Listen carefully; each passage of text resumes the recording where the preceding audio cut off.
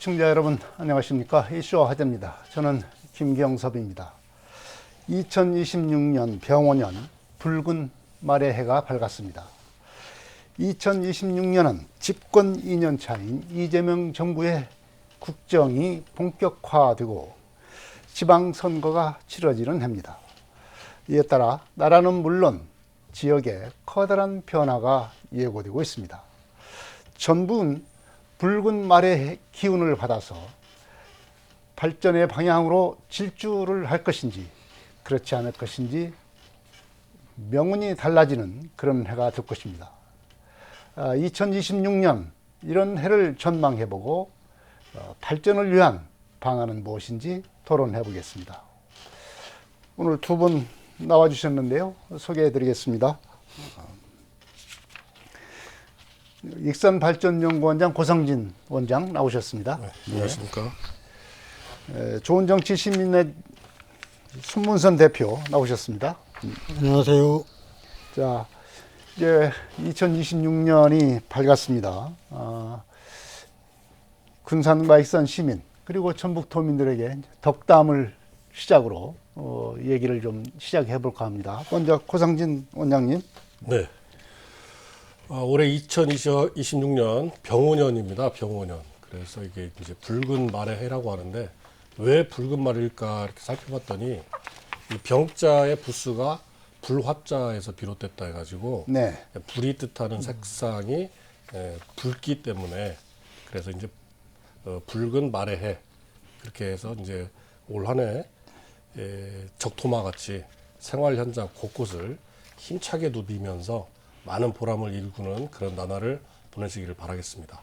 네. 손문선 대표님.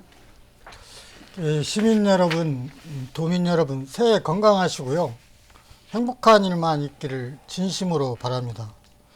2025년 한 해 참으로 큰 격변기였다고 생각을 합니다. 현직 대통령이 친위 쿠데타를 일으키고 불법 개혁으로 탄핵하는 그런 사건이 있었고 국민의힘으로 새로운 정권이 탄생을 했습니다. 다가오는 2026년 병오년 새해에는 좀 제발 국정이 빨리 안정되고 내란 재판이나 이런 부분들이 조속히 마무리됐으면 좋겠습니다. 요즘 경제가 무척 안 좋죠. 고환율, 고물가. 경제가 좀 나아져서 시민들의 살림이 좀 폈으면 좋겠고요. 그리고 내수 경제도 살아나서서 자영업자들도 장사가 좀 잘 되는 기쁜 한 해가 되기를 진심으로 바랍니다. 네. 좀 그 병오년에는 좀 바라는 일들이 참 모두 잘 됐으면 하는 생각입니다. 참 뭐 어느 해나 뭐 연초에 보면은 다 뭐 변화무쌍할 것이다 이렇게 예상들을 하지만 올해는 더 특히 이 변화가 더 클 것이다 이렇게 누구든지 그렇게 예상을 하고 있습니다. 특히 이 지역의 관점, 이 지방의 관점에서는 더욱더 그 변화의 폭이 클 것이다 이렇게 예상을 하는데요. 왜냐하면은 이재명 정부의 국정 과제 가운데 아주 핵심이 바로 지역 균형 발전 아니겠습니까? 그야말로 집권 2년 차를 맞아서 지역 균형 발전 정책이 그 본격적으로 시작이 되는 그런 해라고 볼 수가 있기 때문입니다. 자, 두 분께서는 이 이재명 정부의 그 지방 균형 발전 정책 가운데 어떤 정책을 눈여겨 보고 계시는지 좀 그것부터 좀 말씀을 좀 들어보겠습니다. 손 대표님. 이재명 정부의 지방 균형 발전 정책은 좀 여러 가지가 있죠. 네. 저는 이제 그 중에서 5급 3특 지방 균형 발전 전략을 좀 뽑고 싶고요. 네. 현재 우리나라가 이제 수도권 일극 체제로 돼 있어서 국가가 더 이상 성장 구도로 나가지 못하기 때문에 수도권 집중 현상을 완화시키겠다라고 하는 거고요. 전국을 5개 권역으로 수도권, 중부권, 대경권, 호남권, 동남권 5개 권역으로 나누고 세 개 특별자치도인 제주, 강원, 전북을 좀 재편해서 각 지역으로 특성에 맞는 맞춤형 성장 전략을 수립하겠다라고 하는 건데 이를 위해서는 앞으로 초강력별 특별지방자치단체를 설치 운영을 할 것 같습니다. 얼마 전에 타운홀 미팅에서도 실제 그 충남하고 대전 통합했으면 좋겠다 이런 얘기도 했었고 3특 육성과 관련된 특별법 또 개정이 들어갈 거라고 생각이 들고요. 광역별로 신성장 산업을 좀 육성하고 광역철도나 도로 등 광역교통망도 접근성을 높이기 위해서 앞으로 진행이 될 것 같고요. 다만 5극 3특 시대가 제대로 잡기 위해서는 교통망이나 제도 문제도 중요하지만 각 지역이 스스로 성장할 수 있는 확실한 성장 동력이 있어야 한다고 생각을 하고 있습니다. 전북의 경우 농생명 산업의 고도화나 새만금 중심으로 2차 전지, 재생에너지 이런 분야로 앞으로 설정이 될 것 같은데요. 앞으로 국가 차원에서 전라북도의 신성장 동력을 어떻게 설정하고 뒷받침할 것인지 지켜봐야 할 거라고 생각합니다. 네. 5급 선특에 따른 지역 우리 전북의 어떤 특화 성장 전략 산업 이게 참 어떻게 결정이 될 것인지 이가 이제 중요하다는 말씀을 해주셨는데 고상진 원장께서는 어떤 점을 눈여겨 보고 계십니까? 예, 우리 손 대표께서 아주 자세하게 잘 설명을 해주셨고요. 저는 조금 더 디테일하게 들어가서 서울대 10개 만들기 네. 우리 이재명 정부에서 대표적인 분권 정책의 하나로 제시를 했지 않습니까? 결국에는 1극이라는 수도권 집중 현상이 도드라지는 이유가 이 교육 문제에서 비롯됐다라는 문제인식에서 네. 이 해법에 나섰다라고 보여지고요. 그래서 전국에 있는 거점 국립대 중심으로 해서 10개 서울대학을 만드는 것을 구호로만 그칠 것이 아니라 실질적인 예산을 편성해서 육성해 나가는 정책을 어떻게 펼 것이냐.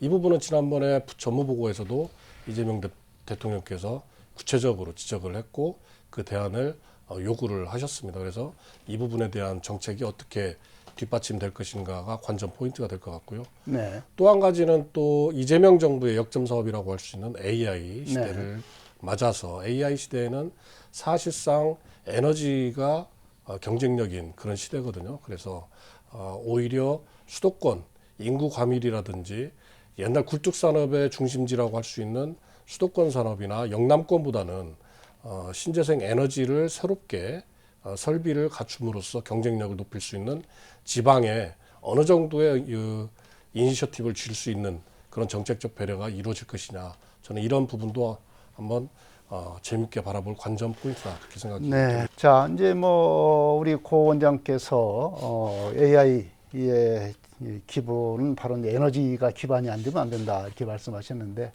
연초에 가장 뜨겁게 우리의 관심을 갖게 되는 것은 참 그 신재생 에너지 관련 정책입니다.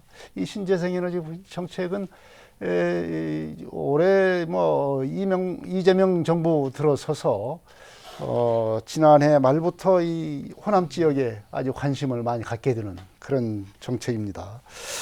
그런데 이제 전남 지역에 비해서 우리 전북 지역이 신재생 에너지의 어떤 중심으로서 우리가 기대를 하고 있는데 여러 가지 그 정책이 말하자면 전남에 좀 몰리는 전북이 또 소외받는 이런 상황이 지금 되고 있어요. 예를 들자면 인공태양 설치 그 유치 지역이랄지 아니면 국가 데이터 센터 입지 지역이랄지 이런 것들이 다 전남에 지금 유치되거나 지정되거나 지금 이런 상황입니다. 자, 우리 전북이 이재명 정부 들어서면서 이재명 정부에 큰 기대를 걸고 있다가 이게 좀 전남에 좀 밀리고 있는 그런 상황을 보니까 좀 실망하는 상황이 지금 나타나고 있는 게 사실입니다. 자, 그 원인은 어디에 있는지 손문선 대표께서 좀 분석을 한번 해주시죠. 이재명 정부의 국가 전략이 대부분 에너지 중심으로 되어 있기 때문에 앞으로도 전북과 전남은 계속 경쟁할 수밖에 없는 구조로 되어 있습니다. 그리고 이번에 인공태양이 밀려가지고 좀 안타까운 일인데 2023년 전력 통계를 보면 네. 전남의 전력 자급률이 198% 전국 최고 수준이거든요. 네. 근데 전북은 72% 정도밖에 되지 않습니다. 반면 신재생 에너지 발전량만 놓고 보면 전북은 전국 발전량의 16.9%를 차지할 정도 1위를 기록하고 있고요. 전남은 13.66%로 3위에 머물러 있습니다. 그 전체적으로 신재생 생산 규모에는 전북이 전남이 앞서고 있지만 세부적으로 살펴보면 태양광 발전은 전남이 전국 1위, 네. 그리고 전북은 2위를 차지하고 있고요. 풍력 발전 역시 전남이 3위, 전북이 6위에 머물러 있습니다. 반면 전북은 전남에 비해 바이오 에너지 기반은 좀 발전돼 있어서 생산량이 많고요. 이처럼 전북이 신재생 에너지 발전량에서 전국 상위임에도 불구하고 에너지 기반 핵심 국가 사업 유치에 전남에 밀려서 실패한 이유를 우리가 좀 자세히 알아볼 필요가 있는데요. 거기에는 구조적인 요인과 복합적인 문제들이 작용을 했다고 저는 생각을 하고 있습니다. 우선 입지 여건과 기존 산업 연구 집중도의 전북이 전남에 비해서 열세에 있습니다. 네. 중앙정부와 한국전력 등 핵심 기관과의 협상력에서 차이가 발생을 한 거라고 생각이 들고요. 특히 나주 같은 경우는 한전이 입지에 있잖아요. 그리고 전남 나주 경우 한국전력 본사가 있고 거기에는 600여 개 관련된 전력 기반한 그 기업들이 지금 현재 유치대에서 활동을 하고 있습니다. 한국에너지공과대학도 거기에 있고, 즉 전력 에너지 분야에 있어서 연구 개발과 산업 생태계가 전남이 잘 구축이 되어 있습니다.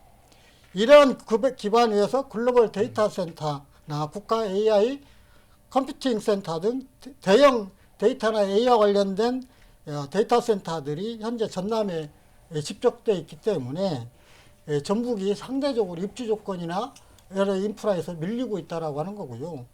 반면 전북은 에너지 전략이 새만금 재생에너지와 산업단지 중심으로 과도하게 집중되어 있거든요. 전남은 여러 시군으로 이렇게 분산이 되어 있는데 전북은 한 곳에 몰집되어 있는 그런 형상이기 때문에 실제적으로 앞으로 전남과 전북이 계속 에너지 분야로 경쟁할 수밖에 없을 텐데요. 도 전역을 좀 아우르는 분산형 에너지 사업이나 연구 거점을 구축하지 못하면 앞으로도 실제 전북이 우세를 점하기는 어려울 수도 있다 저는 생각을 하고 있습니다. 네. 자, 고 원장님. 자, 이제 올 초에 이제 바로 지정될 것으로 보이는 것이 이제 알리100 단지입니다. 뭐 새만금 지역이 전국 어느 지역보다 참 여러 가지 여건면에서는 가장 좋다, 적합 최적지다, 이렇게 지금 알고도 있지 않습니까? 전라북도나 관계 시군에서 입만 열면 알리100 단지의 최적지다 이렇게 얘기를 하고 있는데, 그러나 전망은 그렇게 밝지가 않은 것 같아요.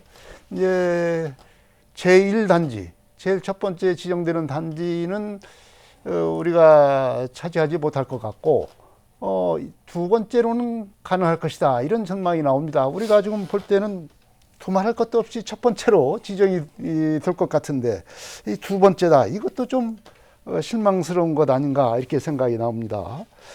고 원장님, 이 부분, 이 알리100 단지 어떻게 될 것 같습니까? 글쎄요, 그 알리100 단지, 산업단지 지정이 이제 몇 개가 될 것인지 아직 그런 방향성이라든지 이런 부분들이 정부에서 아직은 네. 성숙되게 이렇게 논의가 안 된 걸로 저는 그렇게 알고 있습니다만, 우리 새만금이 객관적인 시각에서 보더라도 가장 경쟁력이 있는 것만큼은 사실입니다. 지난 2022년도에 스마트 근린 산단으로 지정이 이미 돼서 그렇죠. 제도적인 기반까지는 모든 게 다 갖춰져 있는데, 좀 전에 우리 손 대표님 말씀하신 대로 산업단지로 지정이 되고 기업이 투자를 하기까지에 우리가 적시에 공급할 수 있는 전력이라든지 또는 새만금이라는 매립지른 어떤 특수성 때문에 이 공장을 설립하고 여러 가지 기타 기반 시설들을 설립해서 인프라가 구축될 수 있는 준비가 되어 있느냐, 이런 부분에 있어서 상당히 외부적 시각은 의문을 갖고 있습니다. 네. 그래서 적시에 적소에 어떤 필요한 것들을 충분하게 공급해 줄 수 있는 그런 것들은 우리 전라북도 행정권에서 책임지고 어떤 프로세스를 충분하게 설득력 있게 만들어내야 되지 않을까. 이렇게 되다 보니까 우리가 문재인 정부 때 기억이 생생합니다. 새만금 현장에 문재인 대통령이 와서 이른바 새만금 재생에너지 비전 선포를 했어요. 그때 상황을 보게 되면 그야말로 신재생 재생에너지의 메카가 되는 것 아닌가, 이렇게 지금 꿈에 부풀어 있었습니다. 그러나 지금 몇 년이 지나고 난 뒤에 불과 한 5, 6년 비전 선포한 지, 이렇게 된 상황을 보게 되면 이 참 추락하는 것 아닌가, 이 비전이, 이런 생각이 들 정도입니다. 다만 이제 이 신재생 에너지 시대가 이제 도래를 하면서 또다시 우리가 그런 비전에 대한 어떤 희망을 가져보기는 하는데요. 다시 이 비전을 실현시키기 위해서는 어떤 반전을 위한 대책이 좀 있어야 되지 않겠나, 이렇게 생각이 듭니다. 자, 이 전북의 비전 에너지, 이 에너지 비전, 어떻게 이 현실화할 것인지 그 대책에 대해서 좀 의견을 좀 들어보겠습니다. 손 대표님, 어떻게 해야 되겠습니까? 그 2018년도 제시된 새만금 비전 아까 말씀하셨지만 수상 태양광이나 해상 풍력 등을 통해서 새만금을 세계 최대 재생에너지 클러스터, 대한민국 재생에너지 메카로 육성하겠다 이렇게 선언을 했죠. 그리고 각 지역별로 새만금 지역에 대한 재생에너지 생산 기반이나 생산 계획들도 다 수립이 되어 있었습니다. 근데 그 비전과 계획대로 추진이 됐었으면 국가 사업을 유치하는데 실패는 없었을 거라 생각을 합니다. 그렇죠. 정치권의 강한 추진력, 책임지는 자세가 좀 필요할 것 같고요. 그리고 지난 정부 때 뭐 이후 수익성 악화, 뭐 알리백 수요 불확실성, 감사원 감사, 검찰 수사 등 여러 가지 사건들이 터졌죠. 차질이 빚어가지고 계획대로 진행이 안 됐는데, 그러면서 윤석열 정부 때는 관련 예산도 대폭 삭감돼가지고 실제적으로 재생에너지 사업 자체가 동력을 상실했다고 생각을 합니다.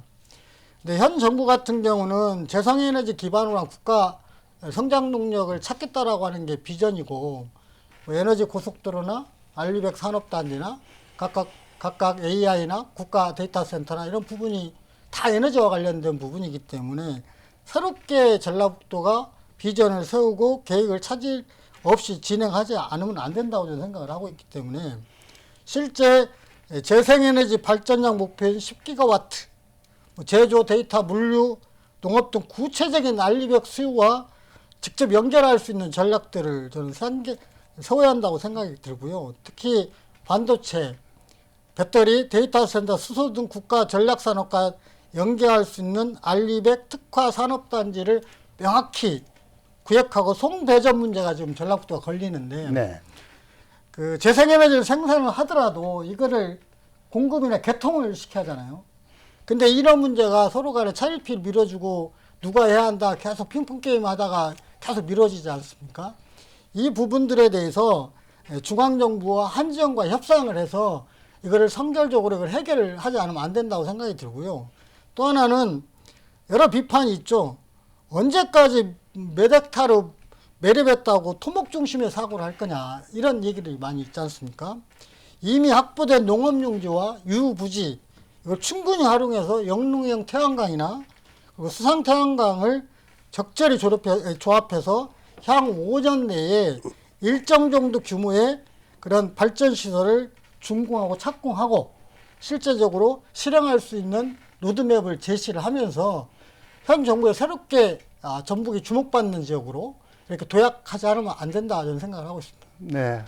우선은 이제 그 에너지 발전 체계 이런 걸 갖다가 바로 지금 현실화할 수 있는 계획을 마련하고 또 현실화 시켜야 되지 않겠나. 우리 상황을 보면 조금 약간만 손을 보면 뭐 착공하는 데는 별 문제가 없을 것 같아요. 그런데 이제 여러 가지 이제 관계 기관, 아까도 말씀드렸지만 한수원, 한전, 그리고 자치단체, 정부 이런 그 기관들의 어떤 그 말하자면 협력 체계 이런 것들이 잘 이루어지지 않는 것 같다는 그런 말씀입니다. 고 대표님, 어떻게 해야 새만금 에너지 비전 우리가 다시 가져올 수 있겠습니까?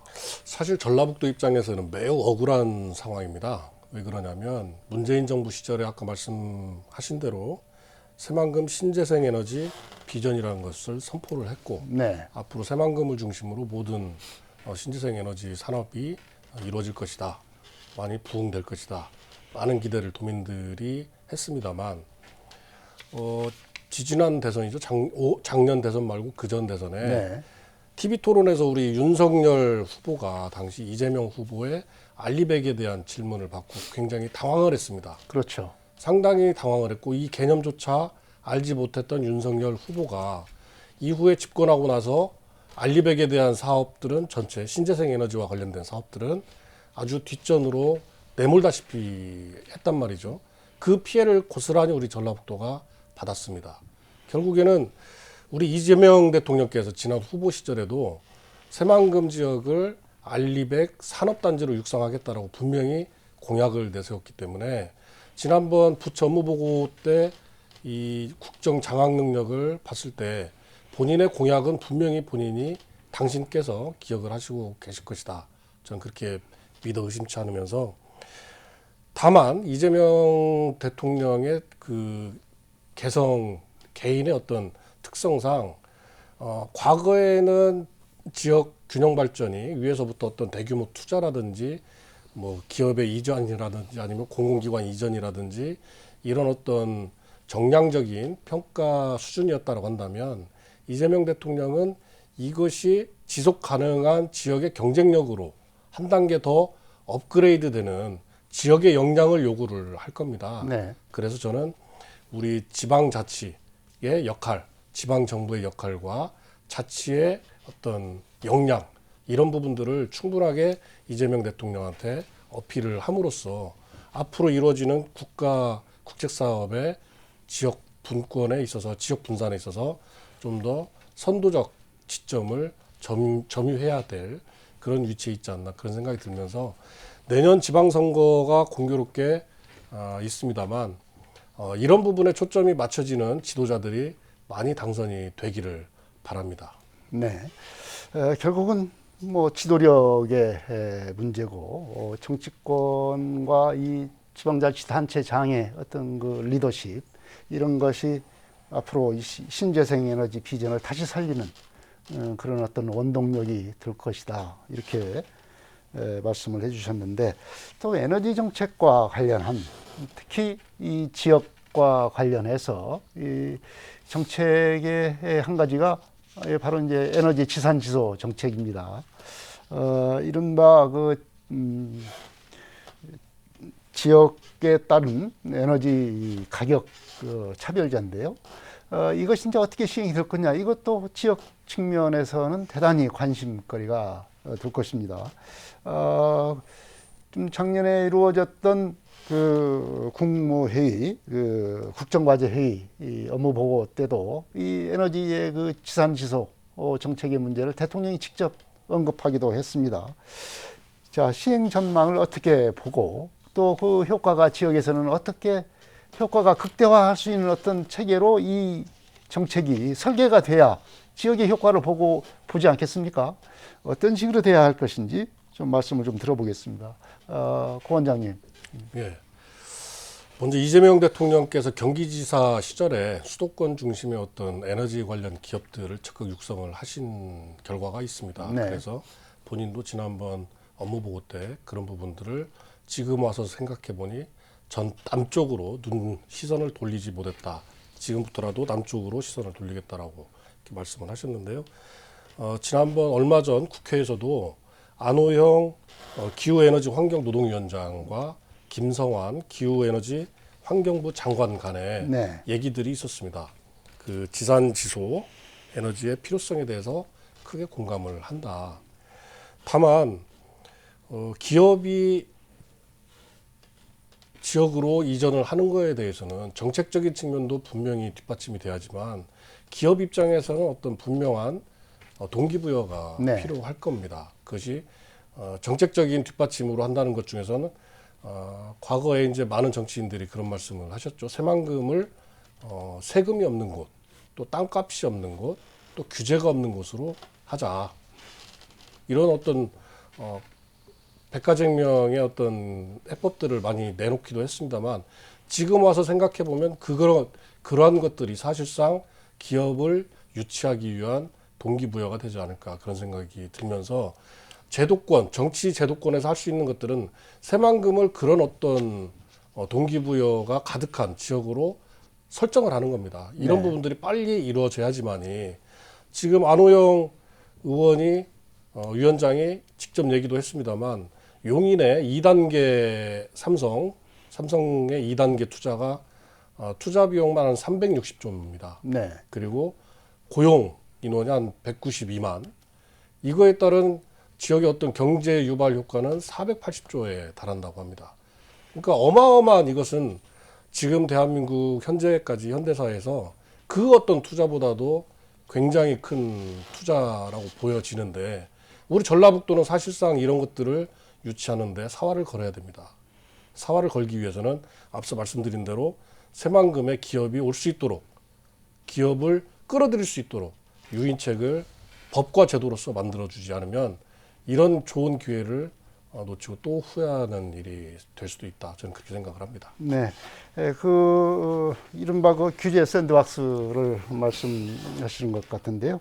그런 것이 이제 새만금 지역에 지정이 되고 그것이 이제 중요한 어떤 뒷받침되는 제도적 기반이 바로 이제 에너지 지역 차별제, 지산지도 정책이 이제 되지 않겠나 이렇게 생각이 드는데요. 손문선 대표는 어떻게 보십니까?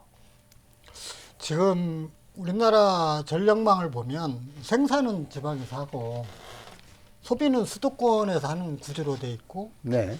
그 과정에서 송전선로를 설치하다 보니까 지방에 있는 다양한 지역에서 반발하고 있고 갈등이 일어나고 있거든요. 또한 원거리 송전을 하면서 엄청난 양의 전력이 지금 낭비되고 있는 굉장히 불합리한 구조를 갖고 있기 때문에 좀 이거를 좀 없애자 해가지고 나온 게 지산지소 정책입니다. 또 전력요금 차등제 네. 도입. 이미 법이 시행이 돼서 시행하고 있고요. 제정이 돼서. 그리고 이재명 정부 와서 2025년 11월에 전남 지역 22개 시군이 분산에너지 특화지역으로 지정이 됐습니다. 네. 현재 특화지역으로 지정이 됐기 때문에 시행을 하고 있다 할 수 있고요. 뭐 에너지 지산지도 즉 지역에 생산한 전기를 지역에서 소비하는 구조를 만들자. 이게 이재명 정부 대표적인 공약이기 때문에 아마 이거를 차근히 진행할 거라고 생각이 들고요.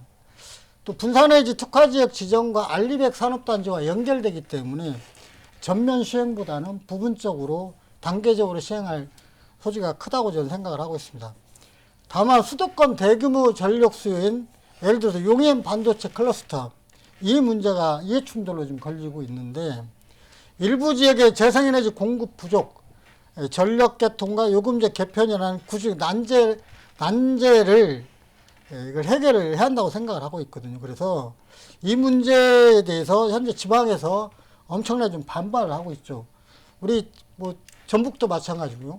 우리가 에너지 노예냐, 생산만 하느냐, 지산지소를 원칙대로 진행을 해라 이렇게 얘기하고 있고 새만금이나 전남, 서남권 같은 경우가 재생에너지 여건이 우수한 지역이기 때문에 클러스터 이렇게 반도체 클러스터 2차나 이런 부분들을 3차나 그 지역으로 와라 이런 얘기를 좀 하고 있습니다. 그래서 현재 그 지산지도 정책이 이렇게 구체적으로 전면화되기는 어려울 것 같고요. 반도체 클러스터 등 이런 지역 갈등을 좀 최소화하고 또 하나는 그 분산에너지나 알리백 산업단지 등 이런 지정이 끝나면 그 지역을 중심으로 지산지소 정책이 현실화될 거라고 생각이 들고요. 지산지소가 좀 본격적으로 작동이 되면 재생에너지 잠재력이 큰 전북, 전남, 충남, 경북, 동해안 지역 을 중심으로 알리백 산업단지, 뭐 데이터 센터, 소부장 산업이 염세적으로 입지할 수 있기 때문에 그 지역은 굉장히 경제적으로 호기를 만난다고 할 수 있고요. 미래 성장 동력을 차지하고 있다라고 생각을 하고 있습니다. 네. 공공기관 이전. 참 우리가 오랫동안 그 공공기관의 제2차 이전이 언제 이루어질 것인가 이 관심을 두고 항상 우리가 토론 때마다 지역균형발전 얘기할 때마다 변해였던 그런 주제 아니겠습니까? 이제 드디어 이제 어떤 로드맵이 나오는 것 같습니다. 2026년 그러니까 올해 이전 계획을 발표하고 2027년 내년부터 이전을 실행에 옮기겠다. 이제 이렇게 밝혔습니다. 이 과정에서 이 공공기관 이전 과정에서 우리 전북이 어떤 자기 몫을 제대로 챙겨야 되지 않겠습니까? 또 이 공공기관 이전에서도 소외받는 그런 일들은 좀 없애야 되겠다 이렇게 생각을 하는데 이런 것은 어떻게 해야 되는 것인지 좀 얘기를 나눠보겠습니다. 손 대표님, 이 계획 단계에서부터 우리 전북이 어떤 전략으로 나가야 되겠습니까? 어쨌든 그 사회자께서 말씀하셨지만 2025년까지 대상 기관 후보군을 정부에서 확정을 한다고 그러잖아요. 그리고 2026년도에 노드맵을 제시하고 그리고 2027년부터 단계적으로 추진하겠다 이렇게 큰 틀을 세워놓은 것 같아요. 전북을 보니까 뭐 농협중앙회, 한국투자공사, 중소기업은행, 7대 공제회, 한국마사회 등 25곳을 유치 대상으로 지금 설정을 해놓은 상태고요. 1차 이전에 농업 관련 공공기관과 국민연금공단과 연계해서 중심으로 삼아서 관련된 이런 기관들을 유치하려고 좀 투트랙 전략, 농생명 분야하고 금융연금 분야를 투트랙 전략을 좀 수립을 하고 있는 것 같습니다. 근데 1차 이전의 경험을 보면 기관 숫자는 늘었지만 혁신도시나 지역산업, 대학 간의 연계가 약했다. 평가가 그렇게 좋지는 않거든요. 네. 얼마 전에 2025년 12월 30일 날 청와대에서 열린 첫 국무회의 때도 대통령이 지적을 했어요. 그 국민연금공단이 전북적으로 왔는데 지역에 어떤 경제적 영향을 줬느냐. 경남으로 간 LH는 한 해에 지방세를 5천억 원을 낸대요. 근데 네. 국민연금공단은 특수법인으로 돼 있어가지고 26억밖에 되지 않기 때문에 실제적으로 지역에 미치는 경제적 효과가 적다 이런 지적을 했어요. 그리고 임직원들 같은 경우 금요일날 오후만 되면 다 자기 집 수도권으로 다 떠나버리는 그러다 보니까 지역의 자영업자들한테 혜택을 줄 수 있는 기회도 많이 적고 좀 이런 어려움이 저는 있다고 생각을 하고 있습니다.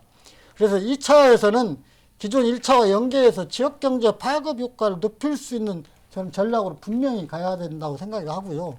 대통령도 이에 대한 지시를 했기 때문에 분명히 이 전략을 수립하지 않으면 안 된다고 보고 있습니다.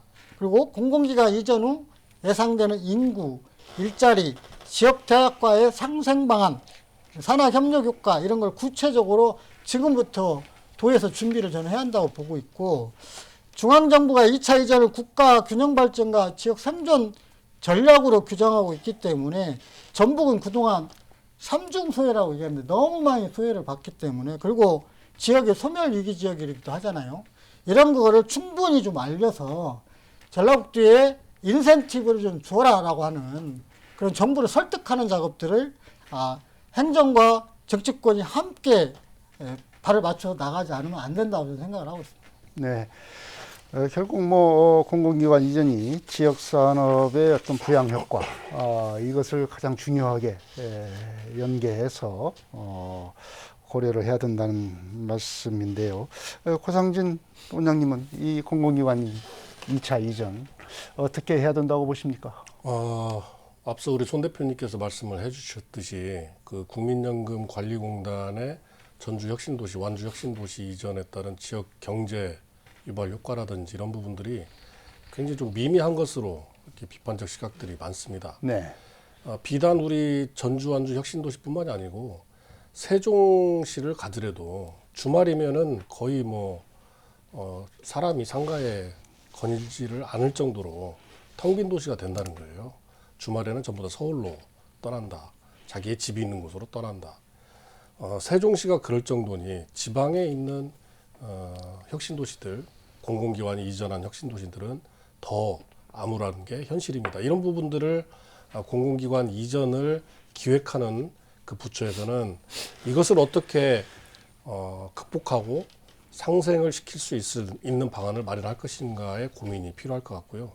우리 전라북도 입장에서는 두 가지 측면에서 접근을 해야 된다. 첫 번째는 정량적인 접근과 두 번째는 정성적인 접근인데 정량적인 접근을 놓고 본다면 이재명 대통령께서도 수차례 말씀을 하셨듯이 중앙 정치권, 국회라든지 청와대를 세종으로 중장기적으로는 이전을 한다 또는 업무 시설을 이쪽에 마련을 해서 세종에서 모든 것들이 이루어질 수 있도록 하겠다라는 게 지금 방침이거든요. 네. 그렇다면 우리 전라북도는 이 세종 수도, 어떻게 보면 행정 수도와 1시간 거리에 있습니다. 그렇죠. 이런 입지적인 요건은 많은 공공기관들한테 우리 전북을 선호할 수밖에 없는 그런 지리적 여건을 어필을 할 수가 있다. 저는 그렇게 보고 이런 어떤 지리적 이점들을 정량적인 접근으로 우리 전라북도라든지 전북의 정치인들이 명분을 내세워야 됐고, 두 번째는 이제 정성적인 접근은 아까 우리 손 대표님 말씀하신 대로 우리 전라북도는 그동안 너무나 소외를 많이 받았다. 지역경제 활성화에 턱없이 지표가 나타나듯이 많은 혜택을 보지 못했다.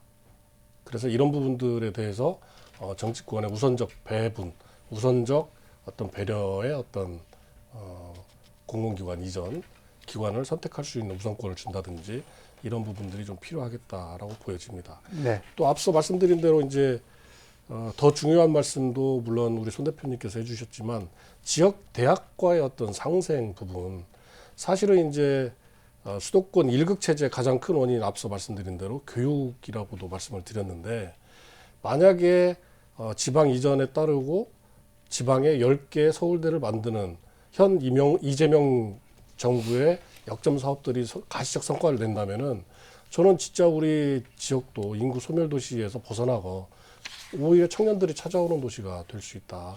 이런 부분들이 어떤 그런 정책의 긍정적 효과로 기대가 된다. 그렇게 보여집니다. 네.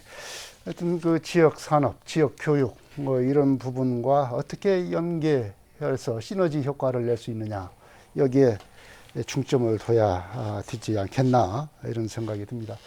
자, 이제 아직 뭐 정부가 이 공공기관 2차 이전에 대한 어떤 방식은 결정하지를 않았습니다. 이것이 이제 부분 지역별로 각 시군별 지역별로 이전을 할 것인지 아니면 집단 이전으로 할 것인지, 어떤 단지를 혁신도시 같이 이런 단지를 이루어서 집단 이전 방식으로 할 것인지 이것은 결정되지 않았는데, 뭐 이제 분산형으로 갈 때는 어차피 도와 시군이 협력을 해서 개별적으로 이제 유치 활동을 벌여야 될 거고, 집단 이전을 할 때는 이제 도내의 어떤 제2혁신도시를 조성을 해야 되고, 그것을 위해서는 이제 그 지역 부지를 결정을 해야 되지 않겠습니까?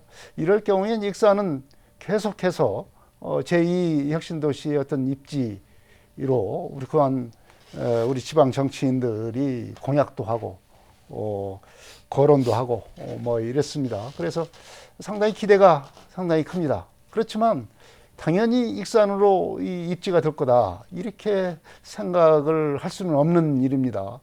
뭐 남원이랄지 뭐 김제랄지 이런 것들도 우리가 오히려 조건이 좋다 하면서 계속 지금 유치 활동을 지금 하고 있는 그런 상황입니다. 자, 이런 만만치 않은 경쟁 상황에서 익산은 어떻게 이런 제2 혁신도시의 어떤 그 입지 지역으로 유치가 돼야 할 것인지 좀 말씀해 주셨으면 좋겠습니다. 고 대표님, 어떻게 익산이 어떤 식으로 해야 합리적으로 결정을 할 수 있겠습니까? 사실 전라북도가 14개 시군으로 구성이 되어 있지 않습니까? 전북 네. 특별자치도가. 14개 시군이라고는 하지만 인구 2만 내외 되는 곳이 한 5곳 정도 됩니다. 네. 그래서 굉장히 열악한 인구의 어떤 구성으로 놓고 봤을 때 열악한 환경인 것은 분명한 사실인데, 사실 전주 완주 통합이 무산되면서 전주와 완주에서는 공공기관 이전에 대한 어떤 동력을 사실상 저는 상실했다라고 그렇게 평가를 합니다. 네.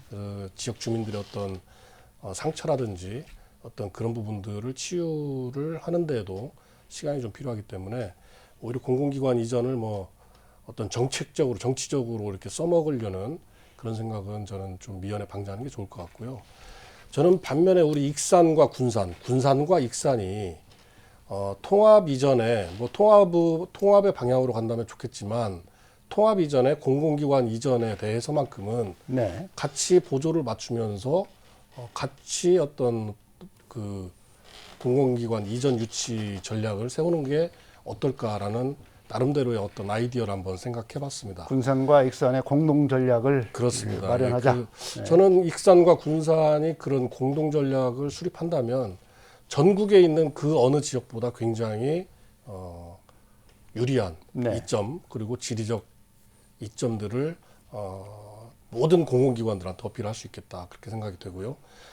어쩔 수 없이 공공기관이라는 것은 인적 또 물적 흐름을 중심으로 이전을 할 수밖에 없기 때문에 익산과 군산은 트라이포트 지역입니다. 철도와 항만과 항공 네. 이 트라이포트 지역이기 때문에 이 관련된 공공기관들은 지방으로 이전을 해야 된다라는 어떤 당위성 입장에서 본다면 가장 선호할 수밖에 없는 지역이 결국엔 익산과 군산 지역이 될 것이다. 저는 그렇게 생각이 되면서 전라북도가 이제 어떤 거중 조정의 역할을 하겠습니다만 익산과 군산은 나름대로 이 두 자치단체 지방 정부 간에 공동 대응 어떤 태스크포스 팀을 구성하는 것도 정말 좋은 어떤 사례를 만들어내지 않을까 그렇게 생각을 합니다. 네. 익산과 군산의 공동 전략, 기획 단계에서부터 이렇게 팀을 구성해서 마련해 주셨겠다. 이런 말씀을 해주셨고, 손 대표님은 어떻게 보십니까? 저도 2차 공공기관 이전 부지가 익산으로 되기를 진심으로 바라고 있고요. 네.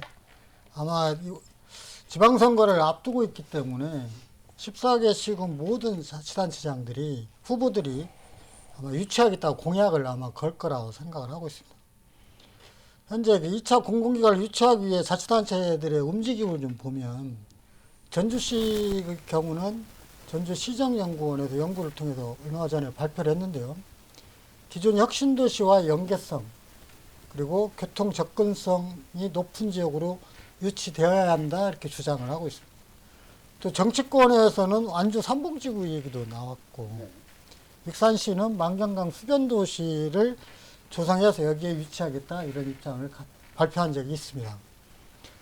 혁신도시법상 공공기관 이전은 기존 혁신도시로 내에 배치하는 걸 원칙으로 하고 있는데요. 네. 근데 기존 혁신도시 분양률이 90%가 넘고 또 하나는 혁신도시 교통 또한 매우 복잡하기 때문에 아마 새로운 입지를 저는 구상을 해야 한다고 생각을 하고 있습니다. 2차 공공기관 부지를 결정하는데 혁신도시와 연계, 1차 혁신도시와 연계, 지역경제 파급효과, 정주여건, 교통인프라, 인재수급 등 다양한 내용을 가지고 평가해서 결정을 저는 해야 한다고 생각을 하고 있습니다. 자치단체 간 경쟁이 좀 치열할 것 같은데요.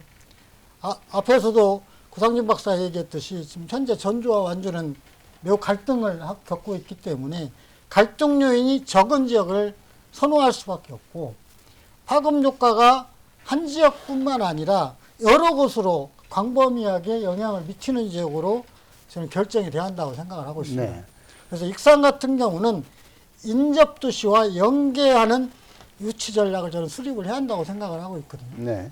익산 독자적으로 추진해서는 이게 결정되기가 쉽지가 않기 때문에 익산과 가까이 있는 지역과 공동 상생 방안을 설정을 해서 공동 유치 전략을 수립을 하는 게 나름대로의 유치를 하는데 매우 장점으로는 작용할 거라고 생각을 하고 있고 익산은 철도, 육상교통 장점이 있고 또 식품 클러스터, 농생명 분야에 관련된 산업 체계가 잘 구축되어 있기 때문에 인근 도시와 공동으로 유치 전략을 수립을 하면 갈등도 최소화되고 아마 시너지 효과도 전국적으로 미칠 수 있기 때문에 큰 효과가 있을 거라고 생각을 하고 있습니다. 네.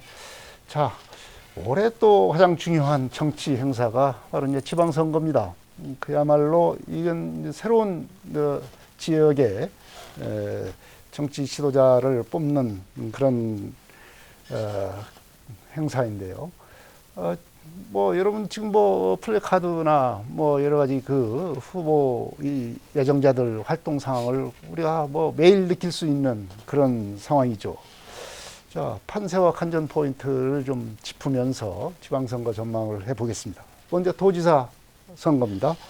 지금 김관영 현 지사, 그리고 안호영 이원택 국회의원, 그리고 정헌열 익산시장 이렇게 지금 4파전 형태로 현재로서는 진행이 되고 있습니다. 벌써부터 이제 일부 입지자 사이에서는 뭐 그 단일화 얘기도 좀 심심치 않게 나오고 있고요. 여러 가지 뭐 변수가 있을 겁니다. 현역 우세론, 뭐 현역을 그래도 현역인데 프리미엄이 있지 않겠느냐, 뭐 이런 여러 가지 좀 관전 포인트가 있습니다. 고 원장님, 예. 좀 도지사 선거 어떻게 전망을 하시는지 관전 포인트와 함께 좀 말씀해 주시죠. 우선 뭐 민주당 경선이기 때문에요. 그 민주당 경선임을 전제로 해서 네. 그 이전까지 지금 전북 지사를 현 지사까지 포함해서 5분이 지금 지사를 하셨습니다. 민선으로. 민선으로. 네. 근데 이제 초선임에도 불구하고 재선에 나서는 도지사를 상대로 당내 경선에서 이렇게 치열하게 이 구도가 전개된 적은 유일하다. 네. 과거에 1998년도에 유종근 지사는 거의 무혈 입성하다시피 했고 2010년도에 김한주 지사도 네. 재선은 뭐 거의 큰 힘을 들이지 않고 들어갔습니다. 2018년도 송하진 지사도 마찬가지고요. 네. 재선 도지사들의 재선 도지사 상황이 그렇다는 거의, 거죠. 예, 네. 그것은 이제 유권자들 입장에서 한 정치인, 특히 이제 행정을 책임진, 도정을 책임진 정치인이 본인의 가치와 철학을 도정으로 구현해 내는 데는 최소한 재선까지는 봐야 된다라는 어떤 인식들이 좀 깊게 자리매김을 한 것 같습니다. 네. 그래서 초선에서 재선으로 갈 때는 한 번 더 기회를 주는 게 어떤 관습처럼 인식이 돼 있었습니다만 이번만큼은 그렇지가 않습니다. 이번만큼은. 예. 왜 그렇다고 보십니까? 글쎄요, 김관영 지사께서 굉장히 젊은 도정을 이끌어 가셨고 또 기존의 어떤 많은 어떤 전문 행정 관료들보다는 좀 더 차별성 있는 그런 도정을 책임을 졌는데 이런 부분에 대한 평가가 극명하게 갈리는 것 같습니다. 네.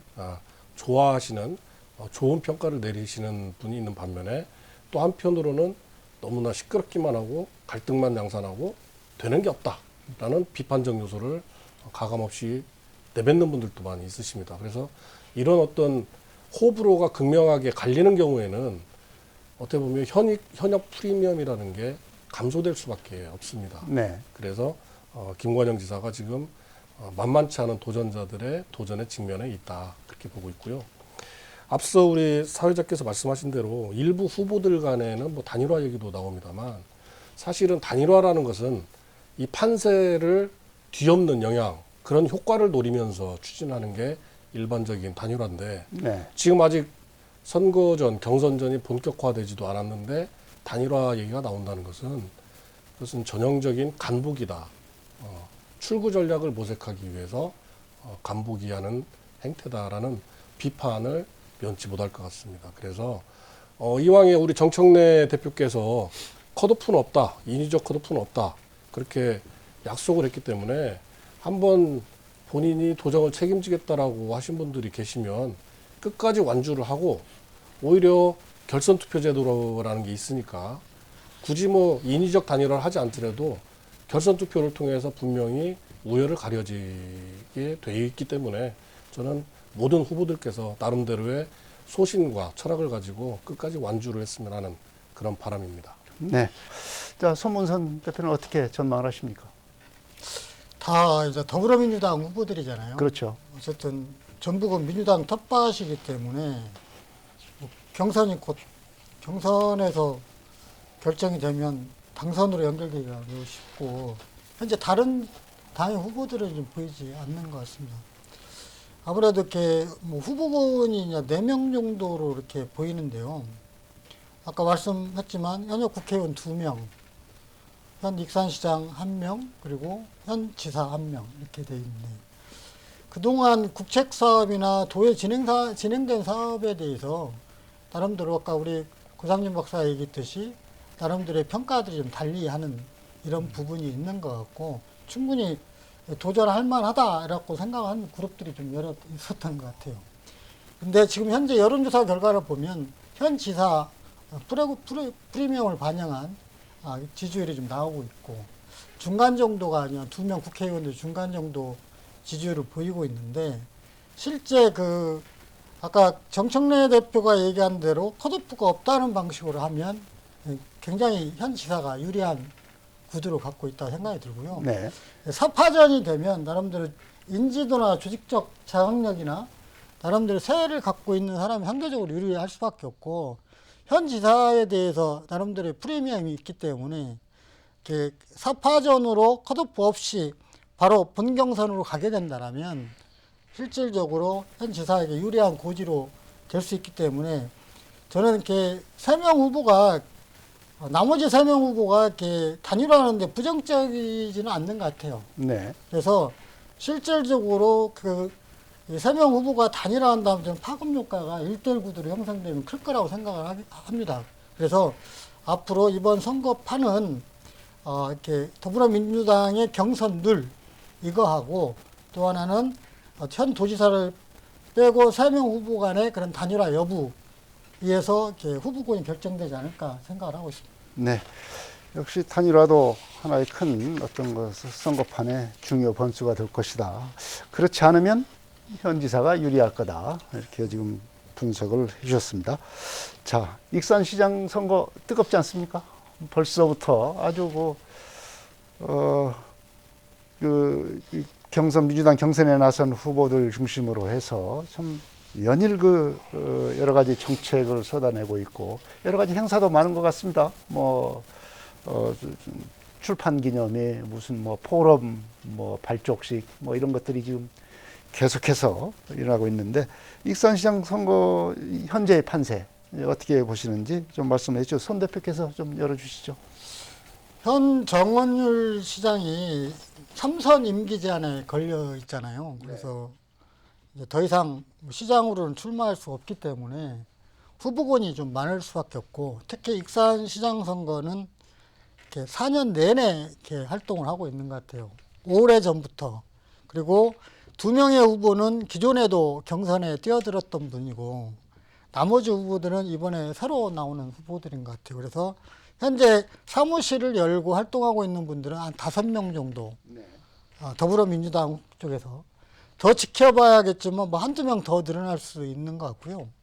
또 하나는 조국혁신당의 이명택 후보 한 명 있고 그 다음에 전 시장이었던 박경철 시장께서 또 출마하겠다고 선언을 한 상태이기 때문에 앞으로 선거가 더불어민주당, 조국혁신당, 무소속, 국민의힘까지 나오면 4파전이 될 수 있다고 생각을 하고 있습니다.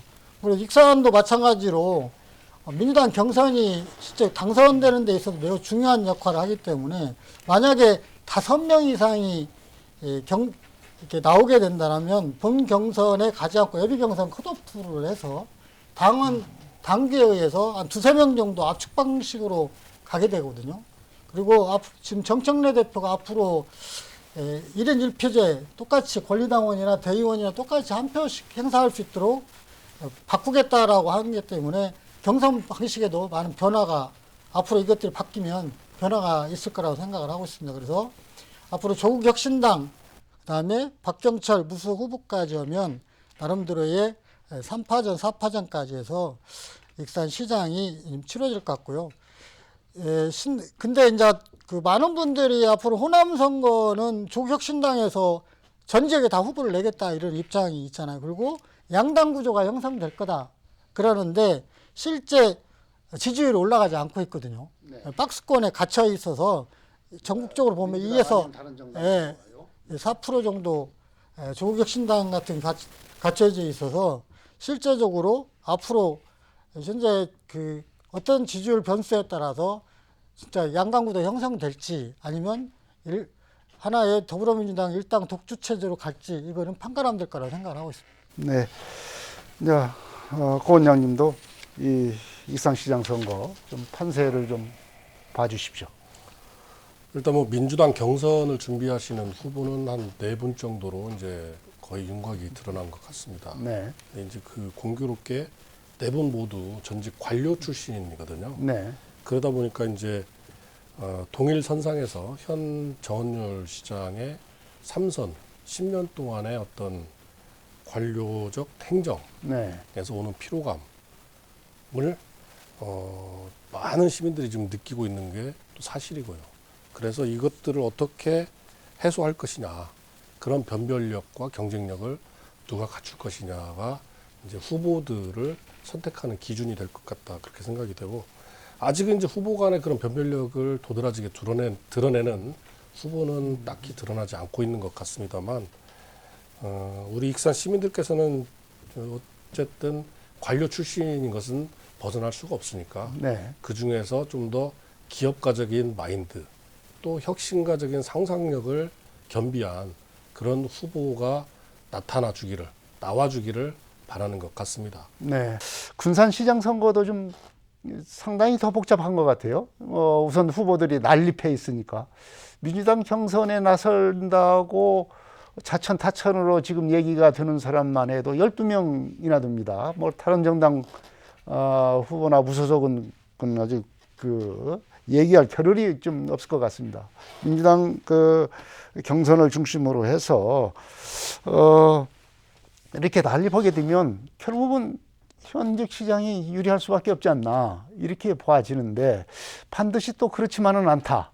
또 이렇게 또 얘기를 하시는 분들도 있습니다. 고 원장님, 이 군산시장 선거 어떻게 분석을 할 수 있습니까?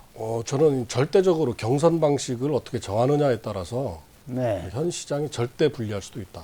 네. 그렇게 생각을 하고요. 경선 방식. 예, 네. 예를 들어서 지금 12명, 뭐 10명 또는 6명 이상이 되면 여러 가지 방안 중에 나온 게 이제 A조, B조로 나눠서 하겠다. 네. 그런 얘기까지 있거든요. A조, 그래서 B조 나온 것이 그렇게 합리적인 방안입니까? 어쨌든 이제 뭐 추첨을 해서라도 A조, 네. B조를 나눠서 거기에서 1위 간의 결선 투표를 하는 방식을 하게 되면 저는 현역 시장이 무조건 유리하다라고만 볼 수도 없다. 그렇게 보여지고요. 네. 이런 어떤 의외성이 예상되는 경선 방식을 도입하는 것도 저는 지도부에서 한번 흥미롭게 고민해 볼 필요가 있지 않나 그런 생각이 듭니다. 네. 아니 뭐 방식으로서는 흥미성만 보면 그럴 수는 있겠지만 후보들 개인적인 입장에서 보면은 좀 정치적 생명이 걸린 건데 이렇게 어떤 의의적인 요소에 의해서 결정되는 게 이게 바람직한 것인가 이런 생각도 듭니다. 오히려 후보 간에 본인의 강점을 분명하게 드러내놓을 수 있는 네. 그러니까 막 10명 가까운 후보들을 일렬로 세워가지고 이 사람 중에서 누구를 뽑을 것이냐 무턱대고 뽑는 것보다는 그 후보들 간에 각자의 어떤 경쟁력을 변별할 수 있는 것은 좀 더 압축시켜서 저는 충분히 그런 기회가 주어진다면 오히려 후보들 간에도 저는 이게 훨씬 더 환영할 만한 방식이다 그렇게 생각을 합니다. 네, 장점도 있다. 그럼요. 네. 자, 손 대표님, 군산시장 선거 원래 한번 군산- 봐주십시오. 네. 군산시장 후보군들이 원래 많았죠. 네. 군산은 많았는데 그 강임진 시장이 3선에 도전하잖아요. 네. 그리고 아까 사회자도 말씀하셨지만 뭐 후보군이 12명에 이른다고. 그런데 군산도 익산과 마찬가지로 민주당 절대 우세 지역이기 때문에 민주당 후보가 좀 많을 수밖에 없다 이렇게 생각을 하고요. 같은 당 후보가 많으면 아무래도 현역이 좀 유리하다고 볼 수 있는데 이 조직력의 인지도 영향을 받을 수밖에 없다라고 생각을 하고 있습니다. 이렇게 후보들이 많은 것은 뭐 강임준 현 시장이 인지도는 높지만 압도적으로 지역을 잘 못 잡고 있다 이렇게 판단할 수밖에 없고요. 또한 기존의 국회의원 선거의 영향도 클 거라고 생각을 합니다. 네. 이 지방선거가 국회의원 선거 총선의 전초전이기 때문에 거기에 같이 함께 했던 사람들이 시장선거에 출마를 해서 뭔가 고지를 선점하겠다 이런 입장도 많이 클 거라고 생각이 들고요. 현재 그 후보군을 보니까 선거 때마다 등장했던 분, 현재 활동하고 있는 도시의원, 그리고 전 시의원, 도의원, 네. 그리고 뭐 기관 단체장 있고 이주연 조국혁신당 지역위원장도 이렇게 출마를 하고 있는 것 같아요. 네. 그래서 현재 군산도 이렇게 된다면 이제 더불어민주당 경선 과정이 어떻게 될지는 모르겠지만 후보가 결정되면 2파전, 3파전으로 시장 선거가 치러질 거라고 저는 예측을 합니다. 네. 자, 이제 항상 우리 지역에서 지방선거나 뭐 국경선은 다 마찬가지지만 이 지방선거에서 이 민주당 일당 정서, 민주당 정서에 의한 싹쓸이 현상이 나타나는 게 뭐 일반적인 우리 선거의 현실이었습니다. 이런 가운데서 이제 간혹 가다가 일정한 특정한 정당이 이제 도전을 하는 면서 어떤 의미 있는 성과를 거두는 경우도 있었고 또 무소속이 또 선전하는 경우도 있었고 그렇습니다. 그래서 민주당이 아닌 무소속과 조국혁신당 등 다른 정당의 어떤 그 선전 여부가 또 관심입니다. 어떻게 될지 좀 그 문제도 우리가 전망을 한번 해볼 필요가 있을 것 같습니다. 손 대표님, 이 무소속 그리고 이 조국혁신당 등 진보당 이런 정당의 어떤 그 선전 가능성 어떻게 보십니까? 저는 지역이 발전하려면 정치적 균형이 꼭 이루어져야 한다고 생각을 하고 있거든요. 네. 근데 이게 쉽지가 않아요. 그죠? 제8회 동시지방선거를 보면 도지사를 포함해서 14개 시군 중 11곳이 민주당이 자치단체장이 당선이 됐고 3곳은 무소속이 됐거든요. 근데 도의원 같은 경우도 지역구 36석 중 97%를 민주당이 가져갔습니다. 네. 그리고 시군 의원 같은 경우도 172석 중 146석, 84.9%를 민주당에서 거의 독식을 했다고 할 수가 있거든요. 지난 선거 때죠. 네. 네. 이번 선거도 내란 재판이 현재 계속되고 있고 이재명 대통령의 국정 운영이 긍정적인 평가를 받고 있기 때문에 민주당이 매우 유리한 선거 가능성이 높다고 할 수 있고요. 2014년 4월에 있었던 담양군수 보궐선거 이후에 호남에서는 민주당과 조국혁신당 양당 구도가 형성될 것이라는 기대감도 있었습니다. 하지만 현재 조국혁신당이 지지도가 올라가지 않는 문제 있고요. 지난 총선 전에는 민주당을 앞섰잖아요. 지지도 정당 지지도는 앞섰거든요. 네. 현재 2%에 4% 박스권에 갇혀 있기 때문에 조국혁신당 같은 개혁의 아이콘이었잖아요.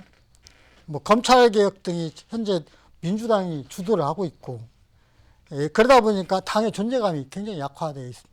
그리고 당내 성비 사건 터지면서 지지율이 계속 하락하고 있는 상황인데 지난 총선 때는 이른바 지민 비조, 지역구는 민주당, 비례대표는 조국혁신당 이 전략이 통했거든요. 근데 지방선거에는 마땅히 좀 현재 내세울 만한 전략이 없다고 보고 있습니다. 그래서 현재와 같은 상황이라면 지난 선거와 비슷한 양상이 벌어질 거라고 생각을 하고 있고 민주당이 또 삭스레하는 그런 상황이 벌어질 수도 있다. 이 무소속과 이 조국혁신당 그리고 진보당의 어떤 그 존재감을 나타낼 수 있을까요? 이재명 대통령의 어떤 캐릭터상 국정 장악력이 굉장히 강합니다. 그래서 이번에 뭐 지난 연말에 개각 때도 보수 인사를 전격적으로 등용을 하면서 모든 전국 이슈를 빨아들이는 것처럼 이런 것이 이제 하나 어떻게 보면은 이재명 대통령의 정치력이거든요. 네. 그러다 보니까 이제 민주당과 조국혁신당 또는 무소속 후보들 간에 어떤 대등한 위치라든지 경쟁력을 점하기는 어렵지 않나. 그래서 민주당 일변도로 갈 가능성이 크다. 다만 이 민심이라는 건 굉장히 예민합니다. 선거 한 달 남겨놓고도 이 흐름이 확 바뀔 수도 있기 때문에 그렇다고 해서 민주당이 당내 경선 파열음이라든지 또는 대통령과 당 대표 간 갈등이라든지 이런 부정적인 요소들이 자꾸 드러난다면 저는 지역에서 경쟁력 있는 무소속 후보들이 일부 약진할 수 있다. 그것은 지역 유권자들과 항상 호흡해왔던 오랜 정치를 했던 생활 정치인들은 저는 정당과 상관없이 이번에 선택받을 가능성이 굉장히 높다라고 저는 보고 있습니다. 다만 이제 조국혁신당 같은 경우에는 정당으로서의 어떤 의미가 굉장히 위축되어 있는 상황에서 조국 당대표가 어떤 선택을 할지 어떤 정치력을 보여줄지는 관심은 가고 있습니다만 어떤 뚜렷한 돌파구를 마련하리라는 기대는 조금 난망스러운 현실인 것 같습니다. 네. 자, 지금까지 이 병오년 붉은 마래해의 상황을 우리가 전망을 해봤습니다. 이 전망을 해봤듯이 다른 어느 해보다도 변화가 클 것이다. 이렇게 우리가 전망을 해볼 수가 있겠습니다. 자, 이런 격변하는 병오년 한 해를 우리가 잘 보내야 되지 않겠습니까? 이 슬기롭게, 지혜롭게 잘 보내기 위해서는 우리가 어떻게 살아가야 될 것인지 현명한 말씀을 마무리 말씀으로 주시기 바랍니다. 지금의 상황이 만족스러우시면 지금처럼 사시면 되는 거고요. 지금의 상황이 불만족스럽다 하면 지금과 달리 한번 생활해 보시면 또 다른 결과가 올 수 있을 것 같습니다. 그래서 새해 많은 변화 속에서 꼭 좋은 기회를 잡는 그런 해가 되시기를 간절히 바라고 축원드리겠습니다. 네, 손 대표님. 현 정부는 지방 균형 발전을 국가 생존 핵심 전략으로 삼고 있습니다. 이에 발맞춰 전북도가 새롭게 도약하기 위해서는 국가 정책 흐름을 정확히 읽고 지역의 비전과 발전 전략을 반드시 수립하고 이것을 이끌어갈 수 있는 유능한 일꾼이 저는 반드시 필요하다고 생각을 하고 있습니다. 지금은 전북도가 새롭게 도약할 것인지 아니면 경쟁에서 뒤처질 것인지 중대한 갈림길에 저는 서 있다고 생각을 합니다. 현 정부에서 전북도의 몫을 제대로 찾아내야 합니다. 마지막으로 시민 여러분의 가정과 항상 가정에 희망과 평안이 가득하기를 기원합니다. 네, 2026년은 그야말로 경랑의 파도라고 할 수 있을 만큼 커다란 변화가 예상되고 있습니다. 이 파도를 제대로 타느냐, 그렇지 않느냐에 따라서 지역과 개인 발전 여부가 결정될 것으로 보입니다. 이재명 정부의 정책 흐름과 또 새로 선출되는 지도자의 리더십에 따라서 지역의 운명이 달라질 수 있는 것입니다.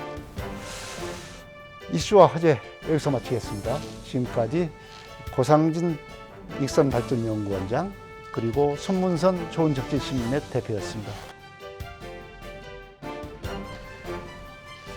이슈와 화제 여기서 마치겠습니다. 시청자 여러분 안녕히 계십시오. 다음 이 시간에 또 뵙겠습니다.